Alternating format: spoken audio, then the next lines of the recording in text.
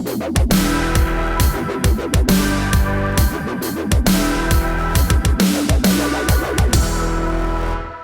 na na na na na na na.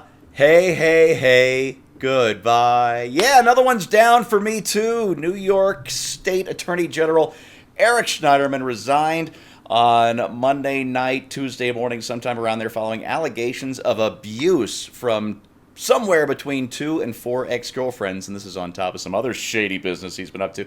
And gents, I got to tell you, the details are kind of shocking. Oh, by the way, hi, I'm Steve Green with Bill Whittle and Scott Ott. This is your right angle on Eric Schneiderman's quick farewell, his stage left exit. Gents, I got this from the New York Post this morning. One of his girlfriends, she's Sri Lankan, Harvard-educated activist writer Tanya Selvaratnam. She said Schneiderman was a fairy tale that became a nightmare and quickly escalated into violence in the bedroom, of all places. She said, sometimes he'd tell me to call him master and he'd slap me until I did. He started calling me his brown slave and demanding that I repeat that I was his property. Bill, what? Okay. Bill, what? Well, thank God he wasn't a racist Republican, because only can imagine how worse it would have been. Bill, I got two things for you. So just let me set this up, I guess. The first is, what do you call a guy like this other than a really old school Democrat? And the other is, our friend Richard Fernandez noted that the Democrats seem to have a Hunt for Red October problem. They launch all these torpedoes at us, but they circle around and hit them instead. Can we thank Me Too for bringing down a shady AG here?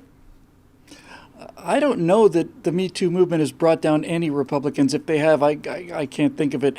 All of these people, all the news media people broke on Charlie Rose and Weinstein and all the rest of the Hollywood crowd, and virtually everybody in Washington. They're all, virtually all of them, not only Democrats, but progressives and progressive spokespeople for the Me Too movement. And this is compounding another theory that I've just maintained for the longest time, that so much of everything that we see from the left is just projection. They project their own evil intentions onto us, and then they also try to project this sense of virtue that most conservatives abide by onto themselves. It's like the whole "we switch sides" thing that they've got, about the the Republicans are racist now, but we switch sides with you. Yeah. Sure. What you've switched is you've switched identities with people so that you can maintain your licentious lifestyle and still go around telling everybody that you're better than everybody else is. Must be tough to be a progressive, to have those two. Seriously, to have those two. These two enormously conflicting psychological needs. A psychological need to do the most depraved thing possible without any consequences whatsoever, and at the same time, a psychological need to show everybody how much better and smarter you are than them. It's got to be quite a lot of effort, I would imagine. And the only thing I'll say finally is, yet another example of the quality of civil servants that we have in this country these days. And I'm sure that this guy couldn't possibly, in the slightest way, been motivated, by politics or anything else when it came to his role in the. Do you have something to do with the Trump investigation on some peripheral level? Or something like that? The players in that thing are there's so many of them I can't keep track. But he is the guy who gave the Clintons a pass on one of their foundations on revealing foreign donors. So he's been in the left's hip pocket for quite a while now. Yeah, there's like 11 Clinton foundations and initiatives. We should just refer to it as Spectre from now on, I think, guys. It'd be much. It saves ourselves a lot of time. Spectre got a nice ring to it for them. A giant octopus will be the tentacles around the world. Yeah. Yeah. All right, Scott. This is really interesting. Over at True Pundit, which is a blog I try to hit once or twice a week, they found a collection of Donald Trump tweets from, I think, 2014. He went on one of his Twitter offensives against Attorney General Schneiderman. And I just got to read a couple of these to you. The first one is, it's Tuesday. AG Schneiderman is wearing Revlon eyeliner today. Governor Cuomo alerted to all of this. Hey, I don't judge. Yeah, I do. It's been stated that dopey New York AG Schneiderman used cocaine while he was a state senator. And AG Schneiderman must take a drug test immediately. Make results public. New York Attorney General cannot be a cokehead. I love that tweet. But say what you will about Donald Trump. I've got a few policy differences with the president, like I like to have with anybody. But Scott, can you deny that this guy, this kind of combative jerk that we have in the White House, and I mean that with all due respect, doesn't he know people? Doesn't he have an insight into politicians? Certain kind of people. Well, yeah. I would say he does. And in fact, I said this during the campaign when he was making the argument that you should elect me to end the corruption in our political system because I've been among the people propping up the Democrats. Like his argument was basically, it takes one to know one, put me in there and I'll clean it up. So for all the good that he's done since then, I thought that was kind of a weak argument at that point. I don't want to approach this kind of an issue by immediately contrasting, our side's behavior with the other side's behavior. Sure. I think, everybody sins, right? Yeah, and so this kind of behavior is not the province of only one political worldview. However, the hypocrisy of the party that claims to be, and the individual here in this case, Eric Schneiderman himself, claimed to be a real proponent of the hashtag Me Too movement, that women should be listened to and heard, and his resignation announcement this week basically saying, I vigorously deny that any of this stuff ever happened, but, the business of the people must go on, and this has become a distraction kind of thing, that he's stepping aside. So if he was really that kind of a person, his announcement of resignation should be, I'm resigning so I can spend my time over the coming months listening to the stories of these women who say that they were